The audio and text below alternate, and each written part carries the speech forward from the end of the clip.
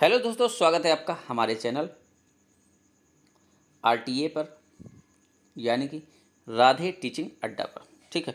और आज हमारी यह क्लास है बाल विकास की, जैसा कि थंबनेल में आप लोगों ने देख लिया होगा। तो पिछली क्लास में जहाँ तक पढ़ाया गया था, आज उसी के आगे हम लोग शुरू करने वाले हैं। पिछली क्लास में क्या है कि बाल विकास की अवस्थाओं पर चर्चा की गई थी, तो आज हम लोग उसी में अपनी पहली अवस्था देखने वाले हैं, शैशवावस्था। इसको क्या कहा जाता है? अंग्रेजी में इन्फेंसी कहा जाता है। ठीक है। शैशवावस्था शब्द हमारा हिंदी का है, और इसको शैशवावस्था को शैशव अवस्था भी कहा जाता है। अगर इस शब्द को हम लोग तोड़ लें, ठीक है, तो क्या हो जाएगा? शैशव धन अवस्था। तो शैशव, इसको शैशव अवस्था भी कहते हैं। ठीक है, या शैशव काल भी कहा जाता है। तो ये चीज़ का ध्यान रखिएगा। तो कह रहा है कि शैशव अवस्था, जिसे अंग्रेजी में इन्फेंसी कहा जाता है। ठीक है। यह लैटिन भाषा के शब्द इन्फेंट से लिया गया है, या इससे ही जो है बना है। ठीक। तो जिसमें किसमें इन्फेंट में क्या है कि इन का अर्थ है नहीं, और फरी का अर्थ है बोलना, अर्थात बोलने के अयोग्य। ठीक है। बोलने के अयोग्य मतलब ऐसी अवस्था जिसमें बालक या बालिका बोल ना पाए। ठीक है। या शिशु बोलने की स्थिति में ना हो। ठीक। चूँकि इस अवस्था में क्या है कि शिशु हमारे जो है बोल नहीं पाते हैं, वह कोई भी चीज़ मांग नहीं सकते हैं, या इशारे कर सकते हैं, वो अलग है, लेकिन इशारे भी एक समय के बाद ही करते हैं। ऐसा नहीं कि वो तुरंत बोलने लगते हैं या तुरंत इशारे करने लगते हैं, तो समय लगता है। तो वही कह रहा है कि जिसमें वो बोलने के अयोग्य हों या बोल ना सकें। उसके बाद कह रहा है कि इन्फेंट शब्द का प्रयोग बच्चों की उस अवस्था तक के लिए किया जाता है जब वे सार्थक शब्दों का प्रयोग प्रारंभ करते हैं। मतलब इन्फेंट शब्द का हम प्रयोग उस अवस्था तक कर सकते हैं जब तक बच्चे किन्हीं सार्थक शब्दों का प्रयोग न करने लगें। ठीक है। तो हमारा जो ये शैशवावस्था का उम्र सीमा भी बताई गई, आयु बताया गया है कि 0 से 5 है, 0 से 6 है, या जन्म से 5 है, जन्म से 6 है, क्योंकि कुछ मतभेद भी हैं, आप लोगों ने पहले देखे भी हैं। ठीक है। तो वही कह रहा है कि जब तक सार्थक शब्दों का प्रयोग ना करने लगें तब तक इसको हम लोग कह सकते हैं। उसके बाद क्या है कि यहाँ पे जो स्टैंग महोदय हैं, ठीक है, स्टैंग महोदय, इनके अनुसार क्या कह रहे हैं कि जीवन के प्रथम 2 वर्ष बालक के भविष्य की आधारशिला बनते हैं। स्टैंग महोदय का कहना है कि जो शिशु है या बालक है या बालिका है, शिशु में बालक और बालिका दोनों समाहित हैं, तो वही कह रहे हैं कि उनके जीवन के प्रथम 2 वर्ष में उसके भविष्य की आधारशिला है, बनते हैं। ठीक। और आगे जब हम लोग देखेंगे तो उसमें कई प्रकार के रीजन भी बताए जाएंगे क्यों ऐसा ये कह रहे हैं, तो वहाँ से आपको समझ में आ जाएगा। क्योंकि इसमें क्या होता है कि बच्चे का शारीरिक मानसिक विकास बहुत तीव्र गति से होता है, इसलिए प्रथम 2 वर्ष बालक के भविष्य के लिए, बच्चे के लिए बेहद ही इंपॉर्टेंट है। आप जैसा उनको सिखाएंगे, जैसा उनको पढ़ाएंगे, वैसे ही वो सीखेंगे। क्योंकि इसमें बच्चे क्या होते हैं, नकलची होते हैं, बहुत जल्दी से सीखते हैं। ठीक है, दोहराते रहते हैं। तो वही है कि जीवन के प्रथम 2 वर्ष बहुत इंपॉर्टेंट है इनके दृष्टि से। उसके बाद कोल एवं कुछ अन्य मनोवैज्ञानिकों ने क्या कहा है कि जन्म से लेकर लगभग 18 से 24 माह की आयु तक के विकास कालखंड को शैशवावस्था कहा है। ठीक है। जो कोल एवं कुछ अन्य मनोवैज्ञानिक हैं, इनके साथ के, तो उन्होंने क्या कहा है कि जन्म के बाद, जन्म से लेकर मतलब 18 से 24 माह, 24 माह मतलब 2 वर्ष, ठीक है, 1.5 वर्ष या 2 वर्ष की माह तक की ही अवस्था को मतलब काल को, आयु को ही इन्होंने क्या कहा है? शैशवावस्था कहा है। जबकि इन्हीं के स्थान पर कुछ मनोवैज्ञानिक, जैसे सैले हैं, अर्नेस्ट जोन्स हैं, सैले हैं, अर्नेस्ट जोन्स है, जिसमें से ये आपके जो अर्नेस्ट जोन्स है ना, ये थोड़ा सा ज़्यादा इंपॉर्टेंट है। इस चीज़ का याद रखिएगा आप, क्योंकि ये आपके टेट में भी पूछे जाते हैं। ठीक है, सी टेट में भी पूछे जाते हैं, और जो है एस्टेट है, या और भी जो है, तो इनमें इन्हीं की ज़्यादातर पूछे जाते हैं, क्योंकि सर्वमान्य भी है इनकी। ठीक है। तो ये हमारे जो अर्नेस्ट जोन्स हैं, तो इन्होंने क्या कहा है कि जो अर्नेस्ट जोन्स है और सैले हैं, इनके जैसे कुछ मनोवैज्ञानिकों ने क्या कहा है कि जन्म से 5 वर्ष तक की अवस्था। ठीक है। उन्होंने, कोल ने क्या कहा कि जन्म से 18 या 24 माह, जबकि इनका क्या कहना है कि जन्म से 5 वर्ष तक की आयु को शैशवावस्था या शैशवकाल कहा जाता है। इस अवस्था को अनेक मनोवैज्ञानिकों द्वारा गतिविधियों के प्रारंभ होने का भी समय माना है। क्यों? जैसे बता रहा है कि बोलने की क्षमता, इंद्रियों के अनुभव एवं शारीरिक क्रियाओं में तालमेल बिठाना, प्रतीकों का प्रयोग करते हुए सोचना व दूसरों की नकल करके उसे दोहराना एवं उनसे सीखना, इन्होंने बताया है कि यह जो है हमारे जीवन में क्या है, मतलब शिशु के जीवन की गतिविधियों का, भाई जब बच्चा या शिशु जन्म लेता है उसके बाद धीरे धीरे चीज़ें सीखता है, धीरे धीरे चीज़ें करता है। पहले क्या है कि वो, आप लोग देखे होंगे कि जैसे अगर कोई चीज़ उसको पकड़ाओ या कहा पकड़ाने के लिए कहा जाए तो वह चीज़ें पकड़ नहीं पाता। क्यों? क्योंकि उसके हाथ सध नहीं रहे होते हैं, वो चीज़ों को ढंग से उनको कंट्रोल नहीं कर पा रहा होता है। लेकिन धीरे धीरे जैसे क्या है कि वह धीरे धीरे अपना कंट्रोल करने लगता है हाथ पैर। जैसे पहले क्या है कि हाथ पैर चलाता है तो दोनों साथ में चलाता है, फिर धीरे धीरे एक समय आता है कि हाथ रोक लेता है, पैर चला रहा होता है, या फिर पैर रोक लेता है, हाथ चला रहा होता है। तो धीरे धीरे उसके जीवन में गतिविधियाँ होती हैं। उन्हीं गतिविधियों में क्या है कि बोलने की क्षमता भी आती है। पहले शिशु हमारा बोल नहीं पाता है, इशारे नहीं कर पाता है, चीज़ों को पहचान नहीं पाता, लेकिन धीरे धीरे फिर क्या है कि चीज़ों को पहचानने भी लगता है, चीज़ों को समझ में भी आने लगती है। जैसे कोई बच्चा हो, खिलौना खेल रहा हो, खिलौना उसको कहीं छिपा दो, उससे कहो बच्चा ये कहाँ है, तो वो फिर इधर उधर देखने लगता है, ढूंढने लगता है। तो ठीक है ना, धीरे धीरे चीज़ें वो सीखने लगता है इंद्रियों के अनुभव के। जैसे शुरू शुरू में क्या होता है कि बालक शिशु होता है तो उसको क्या है कि कोई भी चीज़ जो भी मिलती है वो सीधा मुंह में डालता है।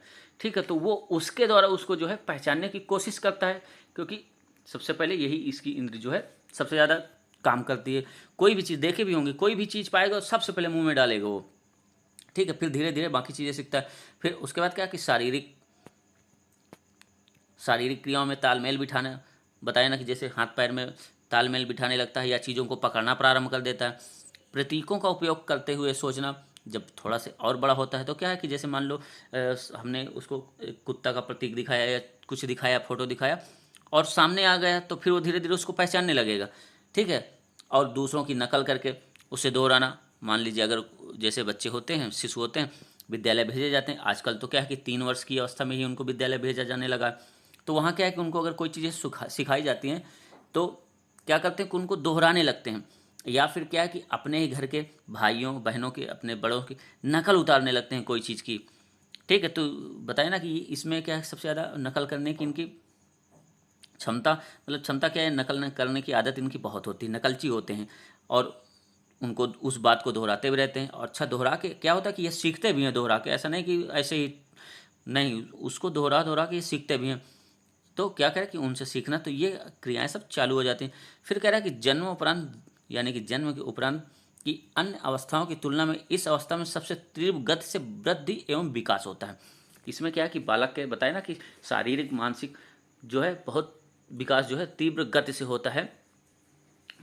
ठीक है, उसी की इस पर चर्चा कर रहा है। उसके बाद कह रहा है कि इस अवस्था में बच्चे चलना, दौड़ना, शब्दों के माध्यम से अपनी आवश्यकताओं को बताना आदि चीज़ें कर पाते हैं। पहले शुरू में कुछ नहीं कर पाते हैं ना, फिर धीरे धीरे जैसे जैसे आयु उनकी बढ़ती है तो क्या है कि चलना भी सीखते हैं, दौड़ना भी सीखते हैं। फिर शब्द पहले एक एक शब्द, दो दो शब्द बोलते, फिर धीरे धीरे क्या है कि वाक्य बोलना चालू कर देते हैं। ठीक है, चीज़ों को पहचानने भी लगते हैं, सब कुछ करने लगते हैं। उसके बाद क्या है, परिवार के सदस्यों की पहचान कर सकते हैं, आत्मविश्वासी हो जाते हैं। मान लो जैसे होता नहीं है कि ये पहचानवा दिया कि ये मम्मी है, भाई माता को तो बच्चा सबसे पहले ही पहचानने लगता है, फिर पिता है, फिर बाबा हैं, दादी हैं।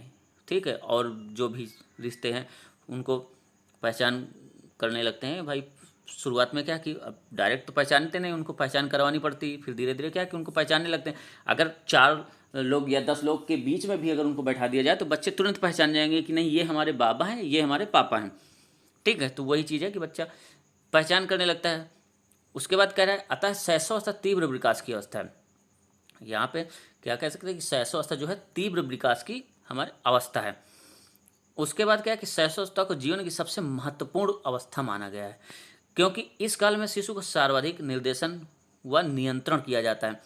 इसमें क्या है कि बच्चे को बेहद ही संभालना पड़ता है और छोटी छोटी चीज़ों में निर्देश देना पड़ता है, उसको सिखाना पड़ता है, नियंत्रण करना पड़ता है कि कोई चीज़ गलत ना सीख ले, क्योंकि जैसा हम उसको माहौल देंगे, वातावरण देंगे, वैसे ही वो चीज़ें सीखता जाएगा। तो हमको काफ़ी ध्यान देना पड़ता है छोटे बच्चों को खास करके।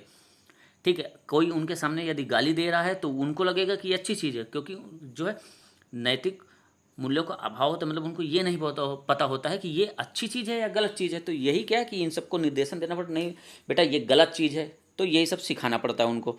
ठीक है, उसके बाद क्या है कि भावी जीवन की सफलता इस बात पर निर्भर करती है। उस और आगे क्या है कि गर्भकाल अवस्था में शरीर पूर्णतः बनता है, जबकि शैशवावस्था में उसका विकास होता है। जब बच्चा शिशु माता के गर्भ में होता है तो क्या है कि उसका शरीर आकार ले लेता है, लेकिन उस शरीर का विकास और वृद्धि क्या होती है, शैशवावस्था में ही होती है। ठीक, धीरे धीरे जब बच्चा बड़ा होता है तो धीरे धीरे उसका विकास ही होता है। ठीक, इसके बाद आगे चल लेते हैं, देखते हैं इसमें क्या है कि कुछ जो हमारे मनोवैज्ञानिक है या शिक्षा शास्त्री कह सकते हैं, तो उनके अनुसार से कुछ परिभाषाएं हैं, जो मुख्य परिभाषाएं। जैसे इसमें न्यूमैन है, तो इन्होंने कहा कि 5 वर्ष तक की अवस्था शरीर एवं मस्तिष्क के लिए बड़ी ग्रहणशील रहती है। ठीक है, न्यूमैन कहते हैं कि 5 वर्ष तक की जो अवस्था होती है यह शरीर और मस्तिष्क के लिए बड़ी, मतलब बताया ना कि बच्चा इस अवस्था में बहुत तेजी से सीखता है, बहुत तेजी से चीज़ें कैप्चर करता है। आप लोग खुद इस बात की अनुभूति किए होंगे अपने ही घर में छोटे छोटे बच्चों के या आसपास पड़ोस में, कि बच्चा बहुत तेज़ी से सीखता है, कैप्चर करता है तुरंत कोई भी चीज़, वही ग्रहणशील रहती है, क्योंकि कोई चीज़ भी कहा जाता है तुरंत उसको ग्रहण करने की कोशिश करता है।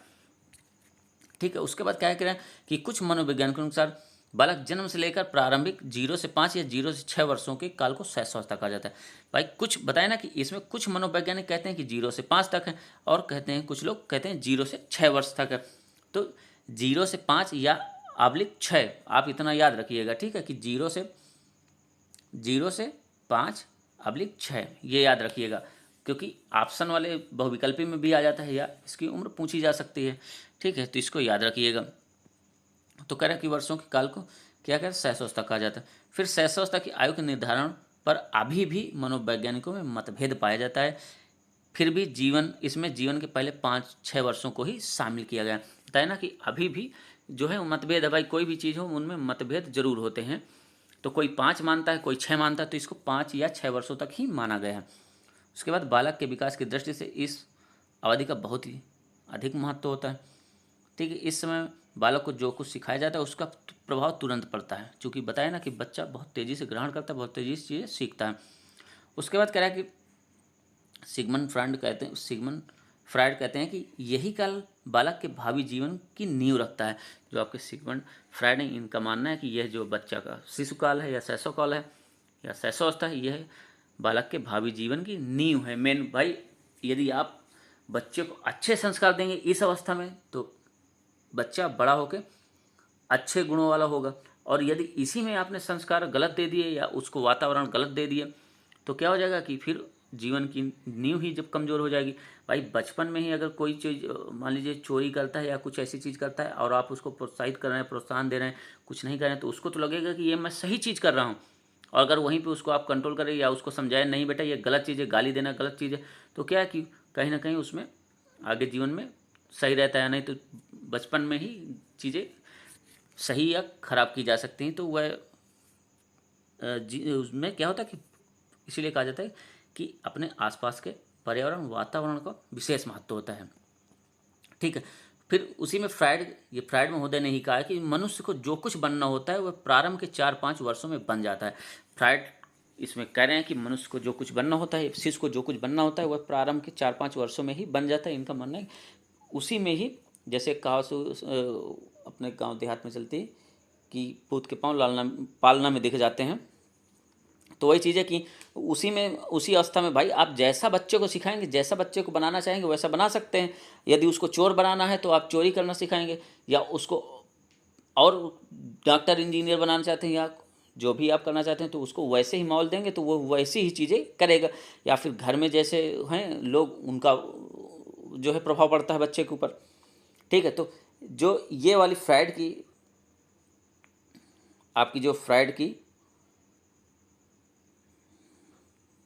ये जो फ्रायड की परिभाषा है, यह फ्रायड की परिभाषा आपकी बहुत इंपॉर्टेंट है। तो इसको आप लोग ध्यान जरूर दीजिएगा कि फ्रायड वाली जो है काफ़ी इंपॉर्टेंट है आपकी परिभाषा, और ये पूछी जाती है, ये TET SET CTET super TET तक सभी में पूछी जाते हैं। उसके बाद हमारी वैलेंटाइन ये हैं, तो इनकी भी बहुत ही इंपॉर्टेंट है। कह रहे हैं कि शैशवावस्था सीखने का आदर्श काल है, ये वेरी इंपॉर्टेंट है। ठीक है, फ्रायड की भी वेरी इंपॉर्टेंट है और यह भी वेरी इंपॉर्टेंट है। उसके बाद क्या कि वैलेंटाइन ने क्या कि शैशवावस्था सीखने का आदर्श काल है। इसको मतलब पकड़ के चलिएगा, ध्यान रख के। यहीं पे क्या कह रहे हैं कि न्यूमैन ने क्या कहा कि शैशवावस्था जीवन का सबसे महत्वपूर्ण काल है। इनमें कन्फ्यूजन हो जाता है इन दोनों चीज़ों में कि वैलेंटाइन महोदय ने क्या कहा कि सीखने का आदर्श काल है, और न्यूमैन ने क्या कहा है कि जीवन का सबसे महत्वपूर्ण काल है। तो इनको इम्पोर्टेंट है, ये तीनों आपकी इम्पोर्टेंट है, इनको याद रखिएगा न्यूमैन तक, ये बेहद ही इम्पोर्टेंट है। ठीक है, उसके बाद अगला है एडलर। एडलर महोदय कहते हैं कि बालक के जन्म के कुछ समय बाद ही यह निश्चित किया जा सकता है कि उसका भावी जीवन में क्या स्थान है। तो इनकी इतनी इंपॉर्टेंट नहीं है जितनी आपकी यह फ्रायड, वैलेंटाइन और न्यूमैन की इंपॉर्टेंट है। तो इनको जरूर याद रखिएगा क्योंकि यह आपके हमेशा काम आने वाली है।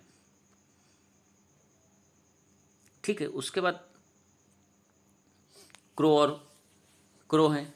तो क्रो और क्रो ने क्या कहा है कि शैशवावस्था औसतन जन्म से 5 या 6 वर्ष तक चलती है, जिसमें इंद्रियां काम करने लगती हैं, बालक रेंगना, चलना तथा बोलना सीखता है। यह जीवन का सबसे महत्वपूर्ण काल है क्योंकि यह बालक के विकास का आधार प्रस्तुत करता है। जीवन के प्रारंभ में निर्मित प्रतिमान और जन्मजात शक्तियाँ सदैव बनी रहती हैं। ठीक है, इन्होंने तो इसमें काफ़ी कुछ चीज़ें ले ली हैं जो ऊपर मनोवैज्ञानिक उनकी भी परिभाषाएं कहीं ना कहीं इसमें समाहित कर दी हैं। तो इसमें याद रखिएगा क्रो और क्रो को क्या है कि रेंगना, चलना, बोलना, ये क्या हमारा किसने कहा है? क्रो और क्रो ने कहा है। ठीक है, उसके बाद स्टैंग महोदय कह रहे हैं कि जीवन के प्रथम वर्ष में बालक अपने जीवन का शिलान्यास करता है। यद्यपि उसमें परिवर्तन हो सकता है परंतु प्रारंभिक प्रवृत्तियां और प्रतिमान सदैव बने रहते हैं। इनका भाई जब शिशु या बालक जन्म लेता है तो उसमें पहले से ही कुछ गुण, कुछ प्रवृत्तियां, कुछ शक्तियां विद्यमान होती हैं।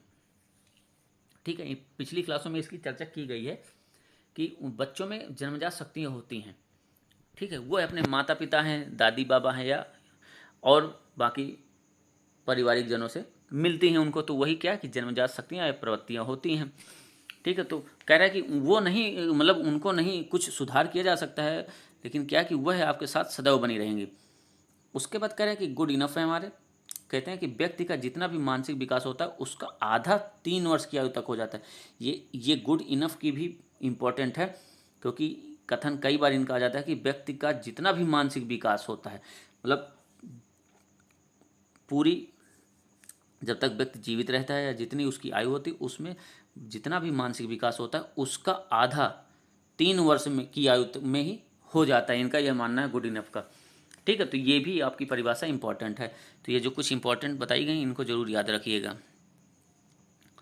ठीक, उसके बाद हम लोग इसके आगे चलते हैं। ठीक है, ये तो हो गया हमारा वो। अब उसके बाद क्या है कि शैशवावस्था की विशेषताएं। ठीक है, हम लोग शैशवावस्था की विशेषताएं देखते हैं। शैशवावस्था की विशेषता में क्या कि सबसे पहले क्या कि कॉल्सनिक एवं हर्लॉक के अनुसार शैशवावस्था जो है मानव विकास की दूसरी अवस्था है। पहली अवस्था पूर्व जन्म काल या गर्भकाल है जिसमें शरीर पूर्णतः बनता है, शैशवावस्था में उसका विकास होता है। ठीक है, इनका क्या है कि जो काल्पनिक हैं और हर्लॉक हैं ये क्या करें कि शैशवावस्था मानव विकास की दूसरी अवस्था है, जबकि बाकी मनोवैज्ञानिकों का कहना है कि ये हमारी पहली अवस्था है। और ये क्या है कि काल्पनिक और हर्लॉक दूसरी अवस्था कह रहे हैं। तो इसको भी, इनके कथन को याद रखिएगा कि अगर कह दें कि शैशवावस्था मानव विकास की दूसरी अवस्था है, किसने कहा है? तो क्या हो जाएगा? काल्पनिक एवं हर्लॉक ने कहा है। ठीक है, और इनके हिसाब से पहली अवस्था क्या है कि पूर्व जन्म काल, मतलब जन्म काल के पहले या गर्भकाल, जो माता के गर्भ में शिशु रहता है उसको उन्होंने पहली अवस्था कहा है। ठीक है, जिसमें कह रहे हैं कि शरीर हमारा पूर्णतः बनता है और शैशवावस्था में उस शरीर का क्या है? विकास होता है, वृद्धि होती है उस शरीर की। ठीक, तो हम लोग इसमें कुछ विशेषताएं जो है शैशवावस्था की विशेषताएं की, शैशवावस्था में क्या क्या विशेषताएं पाई जाती हैं तो इसकी चर्चा कर लेते हैं। तो इसमें क्या है कि सबसे पहली जो आपकी आती है तीव्र शारीरिक विकास। इस अवस्था की सबसे पहली जो खूबी है तीव्र शारीरिक विकास, क्योंकि इसमें शरीर हमारा तीव्र गति से विकसित होता है, उसका विकास होता है। तो कह रहा है शैशवावस्था में शिशु का शारीरिक विकास तीव्रता से होता है। जन्म के पहले 3 वर्षों में बालक के भार तथा लंबाई में तीव्र वृद्धि होती है। 3 वर्ष के बाद विकास की गति धीमी हो जाती है। उसकी इंद्रियों उसकी इंद्रियों, कर्मेंद्रियों, आंतरिक अंगों, मांसपेशियों आदि का क्रमिक विकास होता है।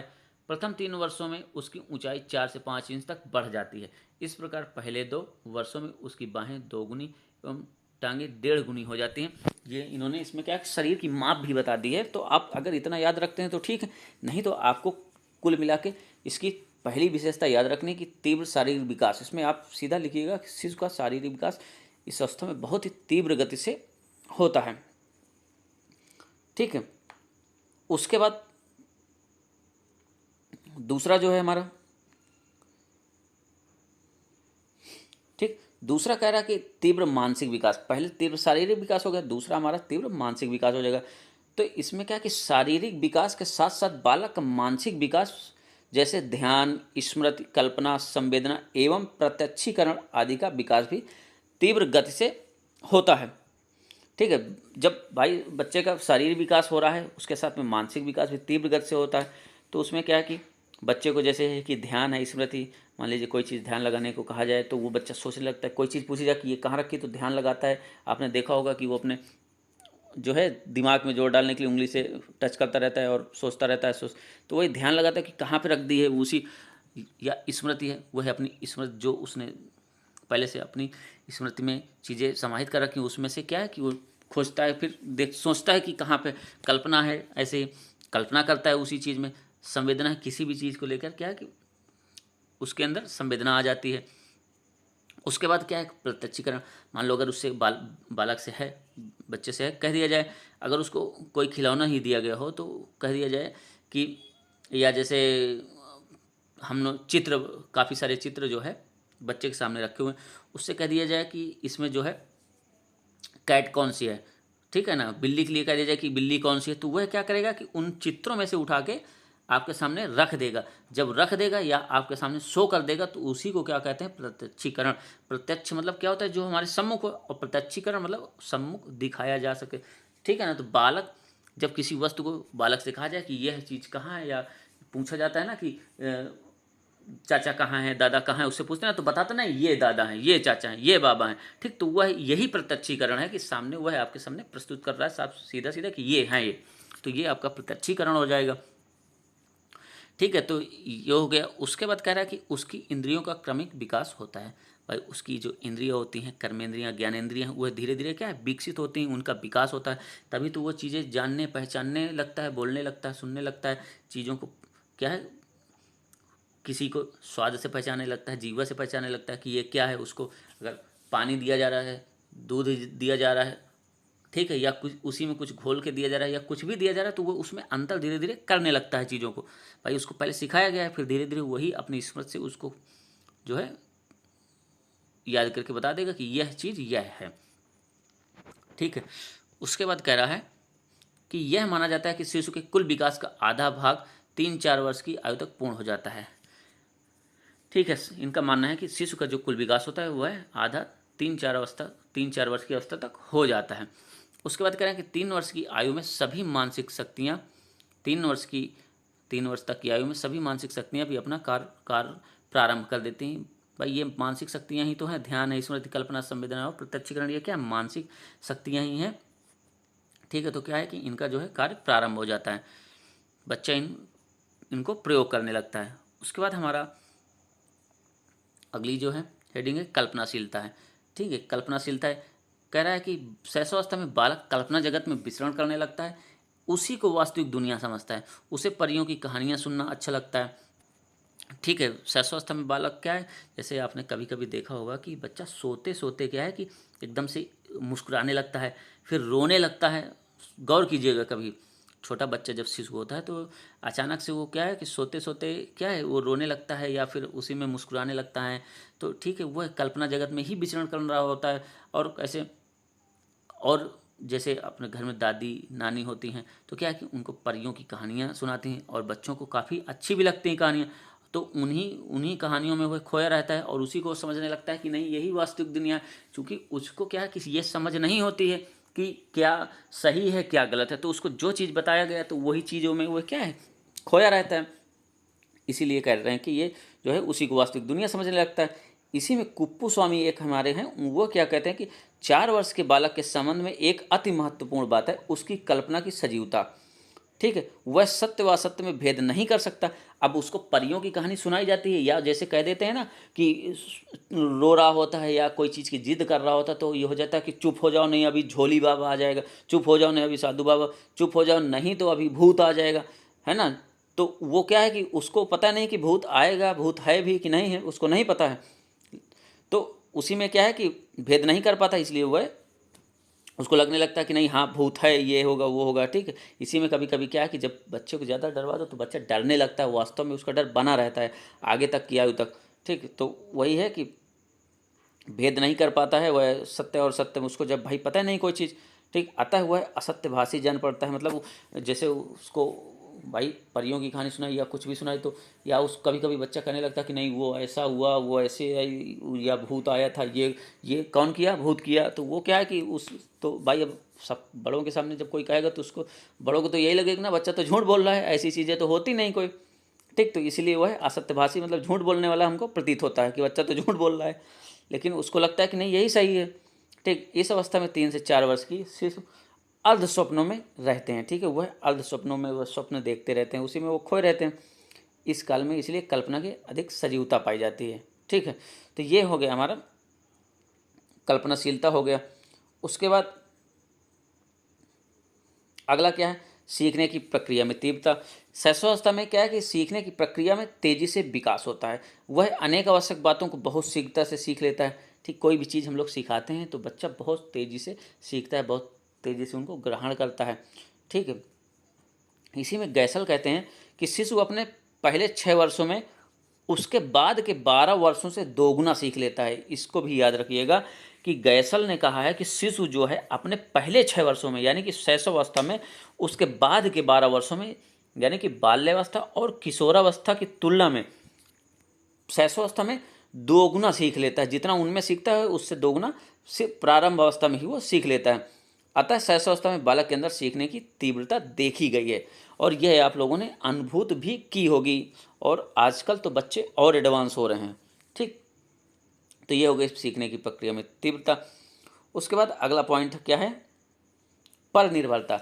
इसको ही डिपेंडेंसी ऑन अदर्स कहते हैं, इसको पराश्रिता भी कहते हैं या पर आश्रित भी कहा जाता है। कि पर निर्भर, भाई बच्चा छोटा होता है, कोई चीज़ कर नहीं पाता है, उसको भूख भी लगी तो भी वह नहीं बोल सकता है, उसको कोई दिक्कत है, कोई प्रॉब्लम है तो भी नहीं बता सकता है। तो वह क्या है कि दूसरों पर ही डिपेंड है। उसको अगर आपको एक जगह लिटा दिए तो वो क्या है कि शुरुआत में तो वो कहीं इधर उधर मतलब मुड़ भी नहीं सकता है या कुछ भी नहीं कर सकता है। तो उसको लेके जाना है तो दूसरे को ही उसको इधर से उधर उठा के लेके जाना पड़ेगा या कुछ भी करवाना पड़ेगा।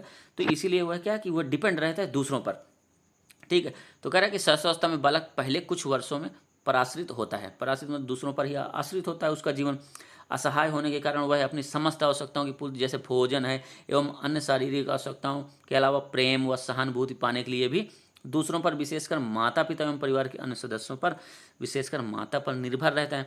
भाई उसको भोजन भी चाहिए या और भी जो भी ज़रूरतें शरीर की, जैसे आपने देखा होगा शिशु है, छोटा बच्चा है, उसने बाथरूम कर दिया तो अब क्या कि वो बता पाएगा क्या किसी को, नहीं वो बता नहीं पाएगा, वो वैसे ही पड़ा रहेगा। और जब माता या दूसरे भाई बहन है या पिता है देखेंगे तभी उसकी उस समस्या का निदान हो पाएगा, ठीक है। तो वो वैसा असहाय पड़ा रहता है, उसको उसमें दिक्कत भी हो रही होगी तो भी वो नहीं बता सकता है, ठीक। तो आश्रित रहता है। और प्रेम है, सहानुभूति, अब बच्चा छोटा है तो उसको प्रेम की सबसे ज़्यादा आवश्यकता होती है, ठीक। सहानुभूति की क्योंकि वो उसी पे आधारित है। अब उसमें भी अगर मारने पीटने लगे माता पिता, कभी कभी छोटे छोटे बच्चों को मारे पीटे तो वो उसमें कहाँ होता है, वो तो बेचारे वैसे भी असहाय स्थिति में रहते हैं, ठीक।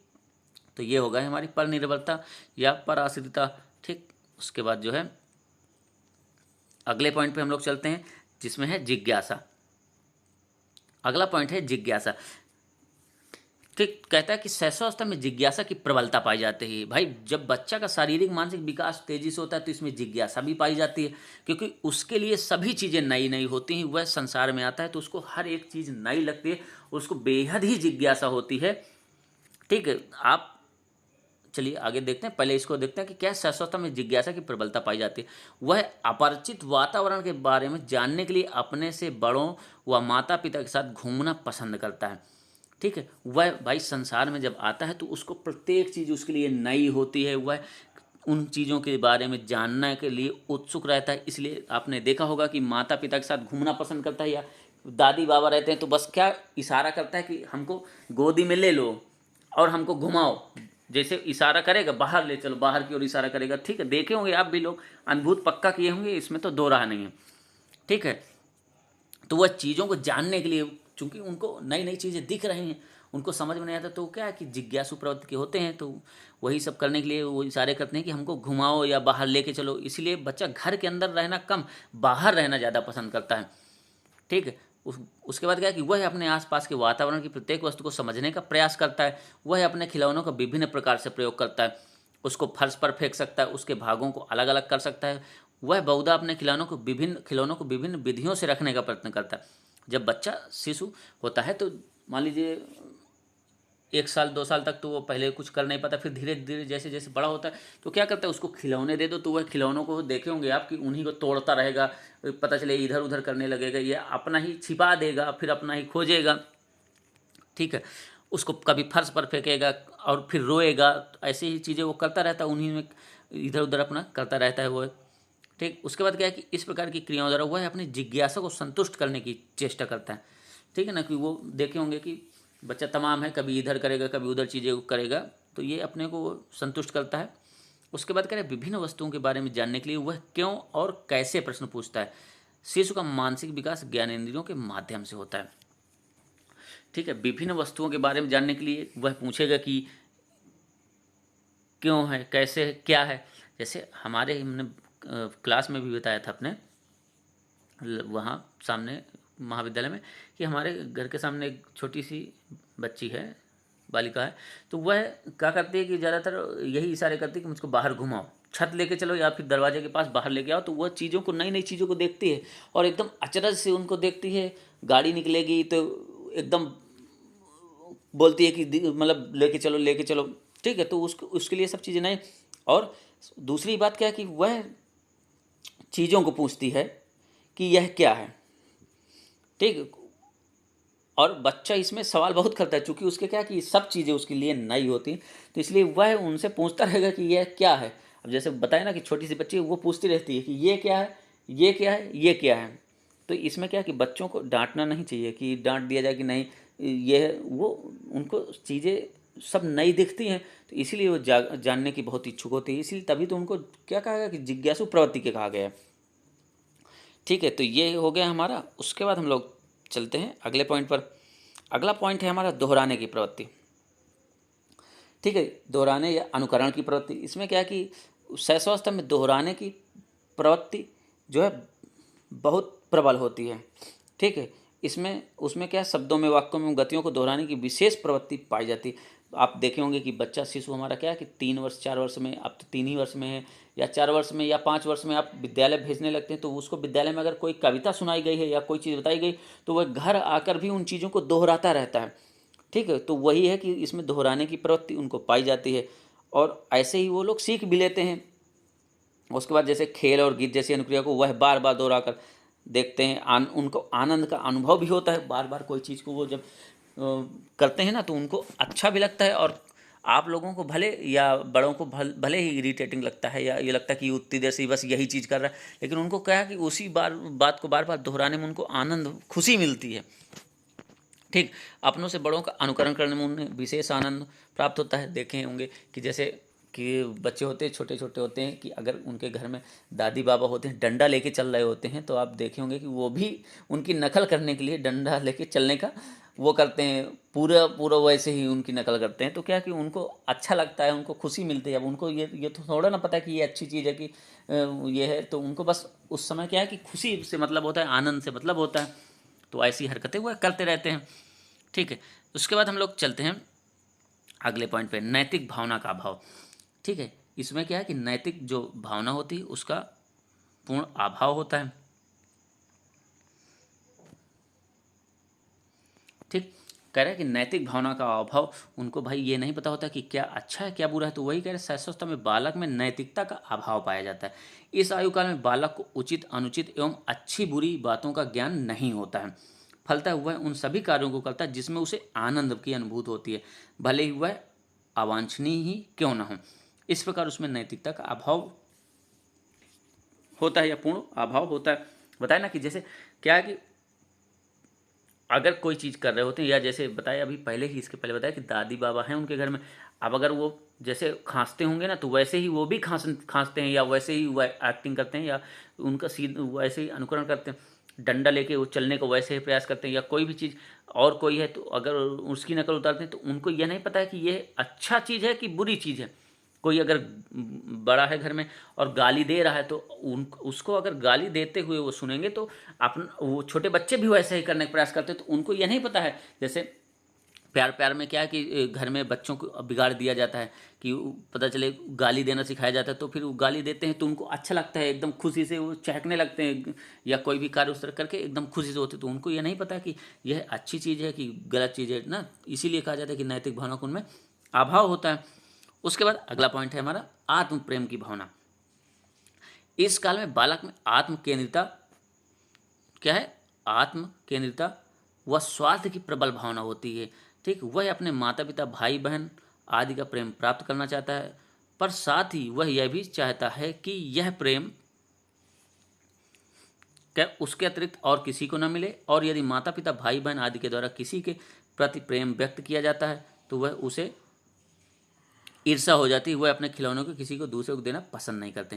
ठीक है, इसमें क्या होता है कि जो अवस्था होती है आपने देखे होगा कि यदि दो छोटे छोटे बालक हैं और उनकी माताएं खड़ी हैं, तो यदि आपने देखा होगा भाई कि आप उनकी माता के पास जाने लगें या कह दें कि ये मम्मी है हमारी या ये हैं, तो उनको तुरंत जो है वो क्या होगा, उनको गुस्सा आने लगेगी, वो जो है उनको चिढ़ टाइप होने लगेगी, या इसी को ज्वेलसी की भावना कहते हैं।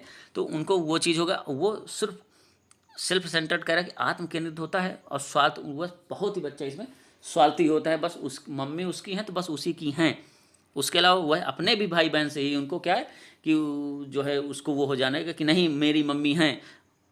देखे होंगे कि अगर दो बच्चे आपस में कहें नहीं मेरी मम्मी है, तो वो क्या है कि आपस में झगड़ने लगेंगे। तो वही है कि बच्चा जो छोटा होता है उसको बस यही होता नहीं ये मम्मी मेरी है, और ये प्यार मम्मी का मतलब मम्मी की गोदी में कोई और नहीं जाएगा, सिर्फ मैं ही जाऊंगा। ठीक है, तो ये चीज़ आप देखे होंगे अपने आसपास पड़ोस में पक्का है।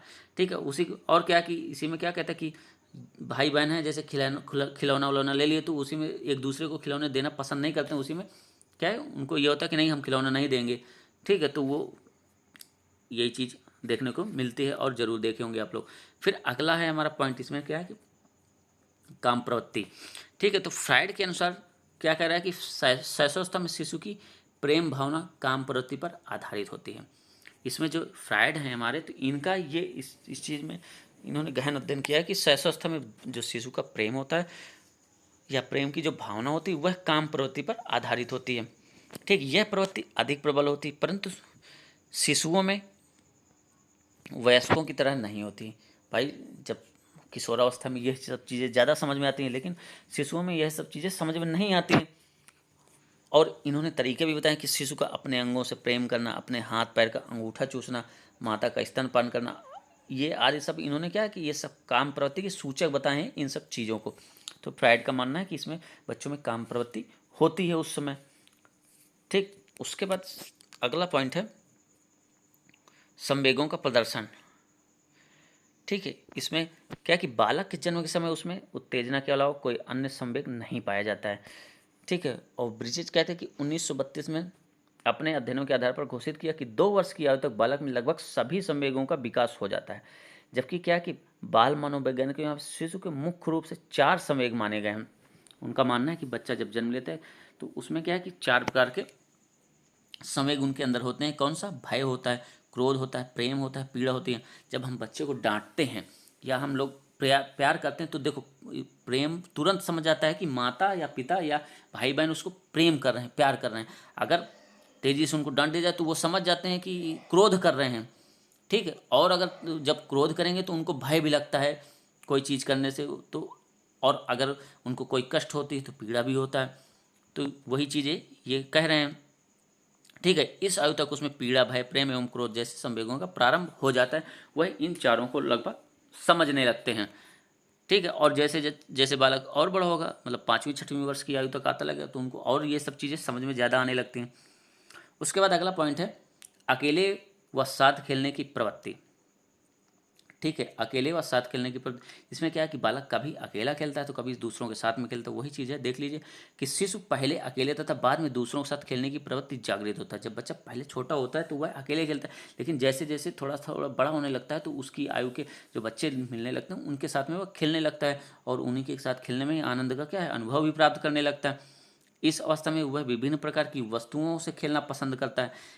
इस प्रवृत्ति में होने वाले परिवर्तन का वर्णन करते हुए क्रो ने कहा है कि बहुत ही छोटा शिशु अकेला खेलता है, धीरे धीरे वह दूसरे बालकों के समीप खेलने की अवस्था में से गुजरता है, अंत में वह अपनी आयु के बालकों के साथ खेलने में महान आनंद का अनुभव करता है। तो ये चीज़ आप लोग देख लीजिएगा, इसमें कुछ खास नहीं है समझाने के लिए। ठीक है, अगली है क्या कि दूसरे बालकों में रुचि या अरुचि। इसमें कभी कभी बच्चों में रुचि भी देखने को मिलती है दूसरों के प्रति, और कभी कभी अरुचि भी मिलती है। तो इसमें दोनों पॉइंट है कि कह रहा है शैशवावस्था में शिशु में दूसरे बालकों के प्रति रुचि या अरुचि की भावना उत्पन्न हो जाता है। इस संबंध में स्किनर ने कहा है कि बालक 1 वर्ष का होने से पूर्व ही अपने साथियों में रुचि व्यक्त करने लगता है। आरंभ में इस रुचि का स्वरूप अनिश्चित अनिश्चित होता है, पर शीघ्र ही वह अधिक निश्चित रूप धारण कर लेती है एवं रुचि एवं अरुचि के रूप में प्रकट होने लगती है। जैसे पहले ही पॉइंट में बताया गया कि बच्चा कभी अकेला खेलता है तो कभी साथ में खेलता है। वही चीज़ है कि जब भाई उसको रुचि होगी तो वह साथ में खेलेगा, और जब उसको अरुचि होगी तो वह अपना अकेला खेलता रहता है। ठीक है, उसके बाद अगला पॉइंट है आत्मगौरव। ठीक है, इसमें क्या है कि शैशवावस्था में आत्मगौरव की प्रवृत्ति भी पाई जाती है। वह परिवार के सदस्यों की प्रशंसा प्राप्त करने के लिए उनके सामने अपनी योग्यताओं का प्रदर्शन करने लगता है। छोटा बच्चा होता है, उसको इतना जानकारी नहीं होती है, लेकिन कभी कभी चीज़ों को करता है तो उसको लगता है कि मैं सही कर रहा हूँ, तो वो बार बार चीज़ें वही करने का प्रयास करता है। उसको लगता है कि ये मैं अच्छी चीज़ें कर रहा हूँ, तो वही क्या कि अपनी कोई चीज़ अगर सीख के आएगा तो वो घर वालों के सामने बार बार वही चीज़ें बताएगा। पता चले कि पापा से भी वही चीज़ बता रहा है, मम्मी से भी वही, भाई से भी, बहनों से, तो वो क्या है कि अपने जो है अपनी योग्यताओं का प्रदर्शन कर रहा होता है। ठीक, उसके बाद अगला पॉइंट है कि शिशु व्यवहार मूल प्रवृत्तियों पर आधारित। जो शिशु का व्यवहार होता है वो उसकी मूल प्रवृत्तियों पर आधारित होता है। कह रहा शिशु के अधिकांश व्यवहार का आधार उसकी मूल प्रवृत्तियाँ होती है। यदि उसको किसी बात पर क्रोध आ जाता है तो वह अपनी वाणी या क्रिया द्वारा व्यक्त करता है। अगर वो क्रोधित हो जाएगा तो क्या है कि अपनी वाणी या क्रिया द्वारा, पता चले कोई सामान ही फेंकने लगता है या गुस्से में कोई चीज़ रखने लगता है, इधर उधर पैर पटकने लगता है, तो क्या कि वो क्रिया हो गई उसके द्वारा ही। वो यदि उसे भूख लगती है तब वह रोता है, क्रोधित होता है, उसे जो भी वस्तु मिलती है उसको अपने मुंह में रख लेता है। जैसे छोटी अवस्था में क्या कि मुंह में रखने लगता है, लेकिन जैसे जैसे 4-5 वर्ष की आयु तक आने लगता है वह चीज़ों को फेंकने लगता है, इधर उधर करने लगता है ना। तो ऐसे ही अपना क्रियाओं के द्वारा वह प्रदर्शित करता है। उसके बाद अगली हेडिंग है सामाजिक भावना का विकास। ठीक, तो इस अवस्था के अंतिम वर्षों में शिशु में सामाजिक भावना का विकास होने लगता है। वैलेंटाइन का मत है कि वैलेंटाइन यहाँ पे वैलेंटाइन है, ठीक है, का मत है कि 4 या 5 वर्ष के बालक में अपने छोटे भाइयों बहन या साथियों की रक्षा करने की प्रवृत्ति होती। वह 2 से 5 वर्ष तक के बच्चों के साथ खेलना पसंद करता है। वह अपनी वस्तुओं दूसरों को साझेदार बनाता है। वह दूसरे बच्चों के अधिकारों की रक्षा करता है और दुखों में उनको सांत्वना देने का प्रयास करता है। देखे होंगे कि जैसे छोटे छोटे बच्चे होते हैं, क्लास में हैं, स्कूल जाते हैं, अगर उनको टीचर एक बच्चे को मार दी तो उसको फिर छोटे छोटे बच्चे हैं क्या करें, उसको सांत्वना देने लगते हैं। ठीक है ना, तो ये वही चीज़ है कि उनको अब ये सामाजिक भावना का ही विकास है। साथ में खेलते कूदते हैं, विद्यालय जाते हैं, साथ में खाना पीना करते हैं, खाते हैं, तो वे क्या कि इन्हीं क्रियाओं के द्वारा क्या है उन सामाजिक भावना का उनमें विकास होता है। तो यह है आपकी उपरोक्त क्या है कि यह है आपकी शैशवावस्था की विशेषताएं हो गई, जो विशेष स्थान रखती हैं सीखने और सिखाने की दृष्टि से। शैशवावस्था अत्यंत महत्वपूर्ण काल है। ठीक, उसके बाद इस अवस्था में उचित शिक्षा की व्यवस्था, उचित देखभाल, शिशुओं के एक सुदृढ़ आधार इसीलिए कहा जाता है कि इस अवस्था में बेहद ही ध्यान रखा जाता है बालक के वातावरण का, शिक्षा का और गुणों के। इसी अवस्था में क्या कि उसके अंदर अच्छे गुण विद्यमान किए जा सकते हैं, मतलब उसको अच्छा भी बनाया जा सकता है और उसको बुरा भी बनाया जा सकता है। तो यह हम हो गई इसकी विशेषताएं।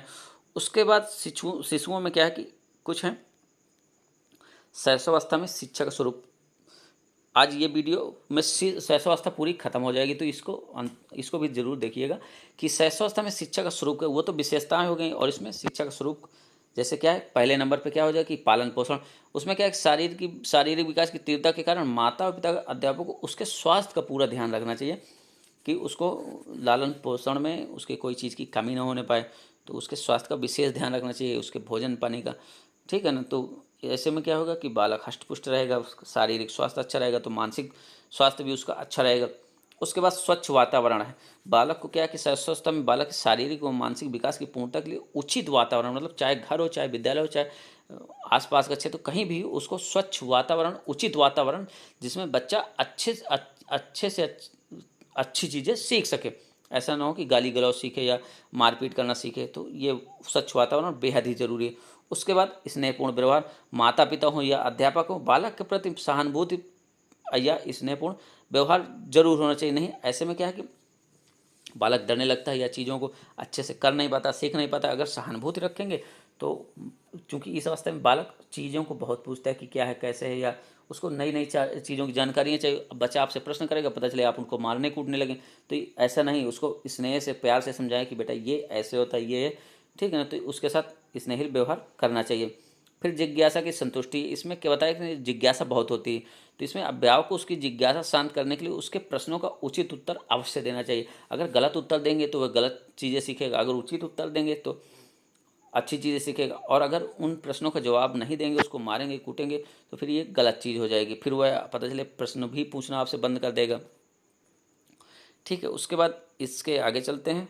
अगला है कि व्यक्तिगत भिन्नता पर ध्यान, ठीक। सभी बालकों का विकास भिन्न भिन्न गति से होता है, इसलिए व्यक्तिगत भिन्नता का आधार पर शिक्षा प्रदान करनी चाहिए। क्योंकि सभी जो भी बालक होते हैं या एक ही माता पिता के जो बच्चे होते हैं, वो भी क्या है कि व्यक्तिगत रूप से भिन्न भिन्न होते हैं। दोनों में जरूरी नहीं कि सेम गुण ही पाए जाएं, उनमें भी अलग अलग गुण होंगे। तो क्या कि उनकी व्यक्तिक भाई विकास, जब बच्चे सभी आपस में अलग अलग होते हैं तो उनके विकास भी, किसी का तीव्र होगा, किसी का मध्यम होगा, किसी का जो है बहुत ही धीरे होगा। तो उसकी विकास को भी ध्यान रखना है और उसी के आधार पर हमको शिक्षा देनी है। अगला है अच्छी आदतों का निर्माण के अवसर। हमको बच्चों क्या कि शैशवावस्था में बालकों में अच्छी आदतों का निर्माण के लिए उनके जन्मजात शक्तियों पर बल प्रदान करने वाली शिक्षा देनी चाहिए, उनको अच्छी अच्छी चीज़ें सिखानी चाहिए, ठीक। तो उनमें अच्छी आदतें का निर्माण होगा। अगली है सामाजिक भावना का विकास।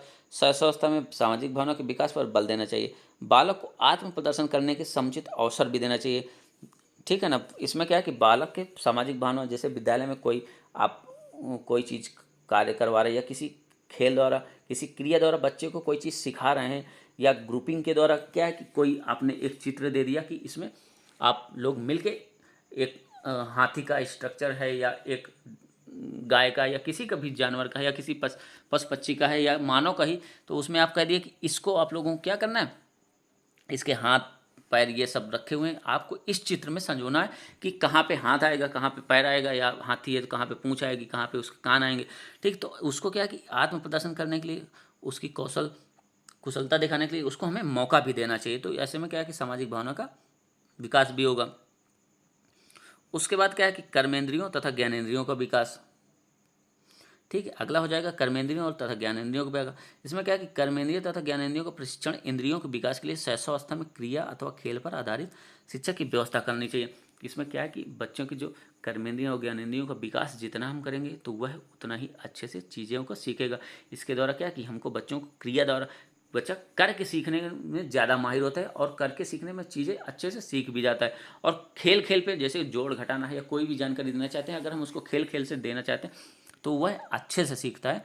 तो इसीलिए क्या है कि हमें उसकी कर्मेंद्रियों ज्ञानेंद्रियों का विकास आवश्यक हो जाता है इन सब चीज़ों के लिए। तो यह हमारा क्या है कि इसमें बच्चे की शिक्षा का स्वरूप ऐसा होना चाहिए ताकि बच्चा समुचित और सर्वांगीण विकास करने में अग्रसर रहते हैं, ठीक है। तो इस क्लास में हम लोग यहीं पर रखते हैं। तो यदि आपने पूरा वीडियो देखा हो, आप लोग पूरे वीडियो में रहे हैं, तो अंत में यही कहना चाहेंगे कि वीडियो को हमारे अच्छा लगा हो आपको तो लाइक कर लीजिएगा, ठीक है। चैनल पर पहली बार आए हो तो इसको सब्सक्राइब कर लीजिएगा, अपने दोस्तों भाइयों बहनों के साथ क्या है शेयर कर लीजिएगा, ठीक। ऐसे ही वीडियो के लिए BTC डीएलएड के जो है आपके जो है बाल विकास है और शिक्षण एवं सिद्धांत हैं, दूसरा गणित की भी क्लास बहुत जल्द फिर से चालू हो जाएगी, लाइव क्लास। तो ये आपकी क्लासें चलती रहेंगी। उसके बाद कोई भी जानकारी आती है या कुछ भी आता है तो वो भी आप हमारे चैनल के माध्यम से आपको दी जाती है। तो इन सब के लिए आप हमारे चैनल को सब्सक्राइब जरूर कर लीजिएगा, अपने दोस्तों भाई बहनों के साथ शेयर कर लीजिएगा। हमारे चैनल को और वीडियो को। तो इस वीडियो में बस यहीं तक, मिलते हैं हम लोग फिर किसी नेक्स्ट वीडियो में। तब तक के लिए जय हिंद, जय भारत।